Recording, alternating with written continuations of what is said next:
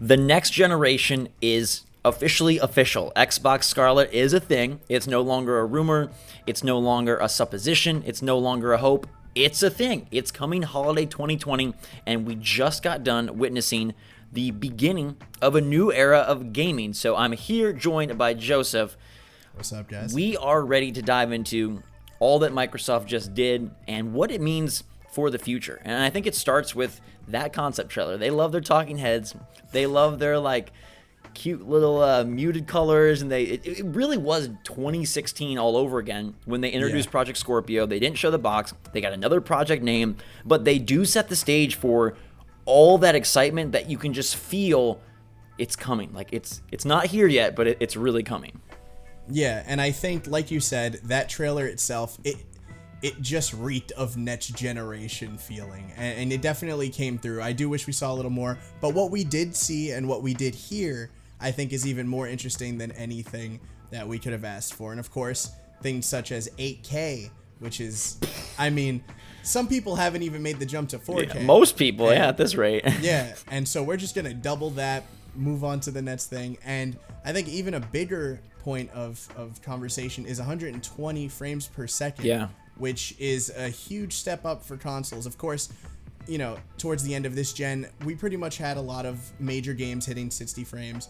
It was a pretty standard practice by the end of it all. So 120, that's awesome. And just, I mean, I can't even imagine the other things we're going to see. I kind of wish that they went a little more into what's going to make the games next gen, however. Yeah, the load was kind of what they focused on. Like, who likes loads? We're an RPG gamer. Load screens suck. And that's been the emphasis I feel on next gen just as a whole, whether we're talking PlayStation, whether we're talking Xbox. It's like, hey, SSDs, faster loading, bigger worlds. I do wish they would have given us some more details. Yeah, I'm like, well, what does that mean specifically? You know, what is your vision for how that's going to come into play? And definitely let us know in the comments down below what you're most excited about based on what we know about Project Scarlett, which now it's gonna have a different name. So Scarlett is cute and all, but I think it's gonna be just like Scorpio. Maybe the first consoles have like a little like day one edition, you know, Project Scarlett thing, or maybe a little red, you know, marker. But I think the console is actually gonna be called, I'm gonna put it out there right now, I think Xbox Next is what they go with. We'll see. I think that's fair. Yeah, I am a little bit surprised that they're doing another project name. It's interesting. It's you know.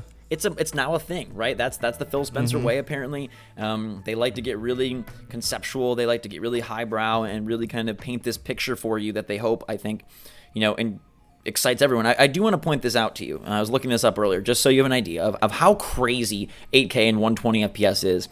Currently at Best Buy, you can get an 8K TV for $6,000 or an 8K TV for $4,000. Those are two Samsung models that I found. So, you know, hey, if you thought a $400 console was a lot, don't worry, your TV is going to cost 10 times as much or maybe 20 times as much. So that is obviously pie in the sky, but I think it's a nice like Canon shot for Sony of like, hey, if you want to come play with Project Scarlett, like you better bring the pixels, you better bring the frames, you better bring the big boys box because we are going to do that. And they set that tone with Xbox One X, obviously being a little bit stronger and doing things a little bit better. And I don't know, you know, how it's going to all pan out by holiday 2020, but there's a good chance that, again, Xbox does have the best box.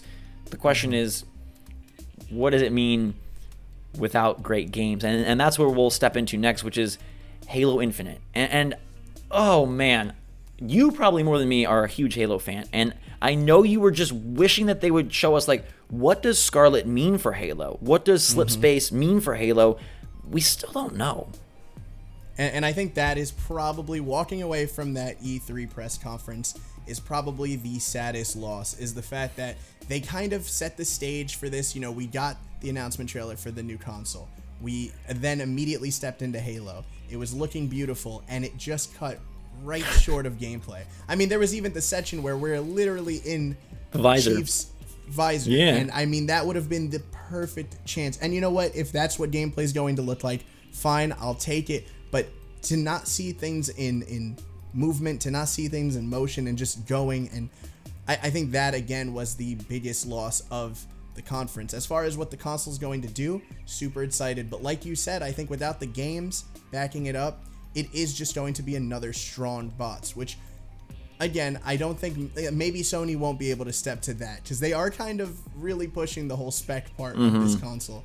But yeah, I think if we could have saw what that meant for Halo, I think that could have really set the stage of what games are going to look like next generation, because this is kind of our first look at a next generation game. Yeah, and we don't know what it looks like. So it was an eyes closed look, because it's interesting, many people have referenced how we're kind of in a holding pattern. It's like just waiting for this gen to get over so the real deal stuff can come out. And there's still obviously cool games, Gears 5, on the other side, Last of Us 2, but we now aren't going to know what next gen means for games probably for a long while. And I think that, yeah, you're right. That was like kind of the letdown, is like, okay, it sounds great, but I can't see it. I can't feel it. I can't touch it. I can't taste it. Like, what is next gen? What's their vision? And maybe it's just farther off than we thought. Maybe the building blocks are there, but the polish just isn't. Maybe the foundations have been set, but the realization is still a ways off. I feel like everyone thought maybe it was closer, because this fall does feel like a real downfall. It feels like there's not a lot of games, and Microsoft kind of confirmed that by being like 2020, 2020, 2020. We're getting a lot of 2020s, Joseph. Like that's kind of the word I heard most in that conference. But yeah, I wish that Halo. What does Infinite mean? We know that Master Chief's in the game. He was found floating. But very like Guardians of the Galaxy Thor-esque, by the way. Like that moment felt like that to me. Straight out of it. Straight out of Marvel. For sure. But when do we get those details? Is it saved for next E3? Like, do we have to wait a year to find out what this is? I mean, the saving grace, though, it's a launch title. We're launching the console with Halo again. It's going to be an incredible way to open that box, pop in Halo, or download Halo, or stream Halo, or just integrate it mentally, whatever you do by that point. But that's cool. Yeah, and I think that's definitely a return to form, and they did kind of allude to the fact that this is Halo launching with the ad spots, and that's kind of what they're going off of. Is like, hey, you guys remember this game on this system? Well, we're going to redo that. And I think the trailer even kind of felt like Halo 1.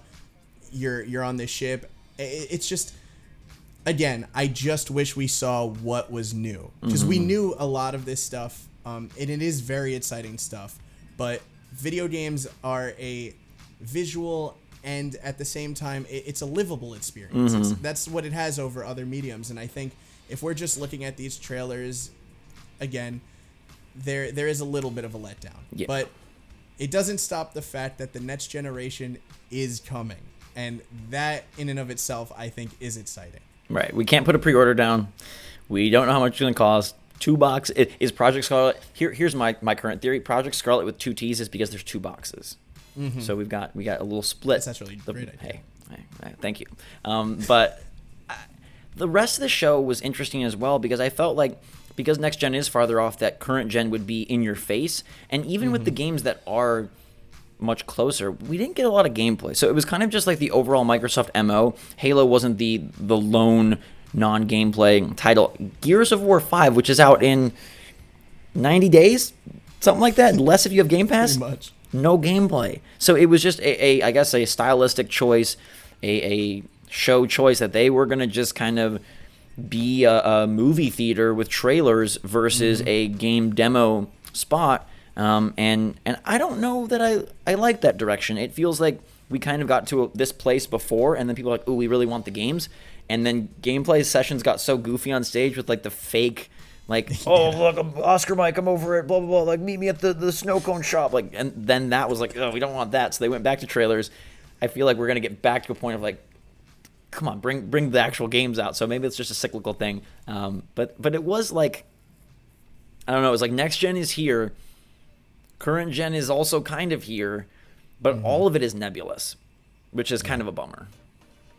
I think just like Master Chief, it's kind of just floating. Everything's up in space. We don't really know too much about anything. And I think it'll definitely leave gamers like us in a weird headspace where it's like, should we be getting ready for next generation? Or how much longer are we going to hold on to this gen? And like you said, I think regardless, it's going to be a tough ride to get there, because it is looking like a very dry fall season. And but once we make it to that 2020, baby, we're in good a lot shape. of games. Yeah. We're gold. We are doing fantastic. So they officialize it. They birthed their Project Scarlett. It's a real thing. We don't have to talk about what, where, when. It's holiday 2020. Mm-hmm. We still got a lot to find out, but we'll get there. And I want to leave you all with one final thought. And feel free to let me know your take in the comments. Did we see more than one next-gen game today? I think it's an interesting topic given all the 2020s and even some of the non-zero dates. Is there another game in there that does instead release on Project Scarlett? I really think there may be. Mm-hmm. So we will leave you. I think I agree. We will leave you with that. Thanks so much for watching, everybody. Make sure to hit that like button if you enjoyed the video. Subscribe if you want to stay up to date on all the awesome Xbox content from this week at E3, and eventually PlayStation content when they decide to pop out of their absent hole. But for now, it's Xbox. We are Team XP, and until next time, we will see you all later, and we'll be back for more Explode Gaming.